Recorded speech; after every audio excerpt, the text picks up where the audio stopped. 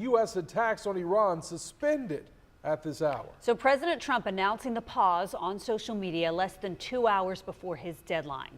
The president saying bombings and attacks on Iran would end on the condition that the country reopens the Strait of Hormuz. He's now pushing his deadline by 2 weeks. Earlier today, he had warned that, quote, a whole civilization will die tonight unless Iran agreed to a deal before his 8 o'clock deadline. And following tonight's post, the Iranian foreign minister confirmed that Iran will allow safe passage through the Strait of Hormuz if vessels coordinate with the country's armed forces. We're also learning that Israel also agreed to the temporary ceasefire once Iran opens the waterway. And looking ahead to Friday, Iran's Supreme National Security Council says it will negotiate with the United States in Islamabad. So how could this ceasefire shape relationships across the Middle East, and what may come next in negotiations? Our Christina Burgess spoke with a Jacksonville political expert tonight for some insight. She joins us now. Christina. Heather and Anthony, I spoke with Associate Professor over at UNF, Sean Frer, who explained a wide range of options that President Trump and his administration could have taken tonight. Frer says President Trump's social media post saying, quote, a whole civilization will die tonight was, quote, unacceptable discourse coming from any elected official, especially the president. He also says that the president has a history of using language that's usually taken seriously, but not literally.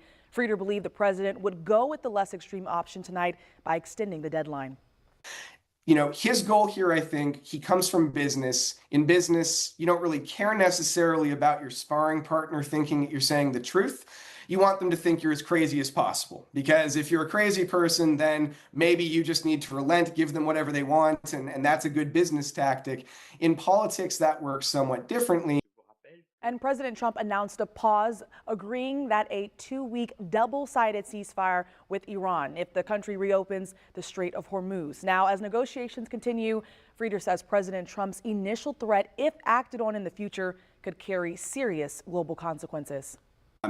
If we're talking about even as much as like bombing civilian infrastructure, but not civilians directly, that would still lead to pretty swift and severe international condemnation. Whatever relationships we have with other countries around the world would become that much more fragile after doing something like that. And now the next 2 weeks will be critical in determining whether this pause leads to a lasting agreement or renewed tensions between the U.S. and Iran. Heather. Christina Burgess, thank you. Now, the price of U.S. crude oil slid below $94 a barrel after trading at $117 earlier today. Even with that 16% drop, crude oil prices are still up more than 70% since the year began. So here's a look back at how global conflicts have contributed to soaring gas prices in the past. Most recently, in June of 2022, the national average in the U.S. climbed to its highest ever level at more than $5 a gallon after the Ukraine-Russia war began. In 2008, we saw a spike of oil prices after a decade-long energy crisis that sent gas prices up more than $4 a gallon. When adjusted for inflation, that price today would feel like paying a little over $6. During the 1980 Iraq-Iran war, the national average peaked at $1.25 a gallon, and that would be like paying around $4.96 in today's money.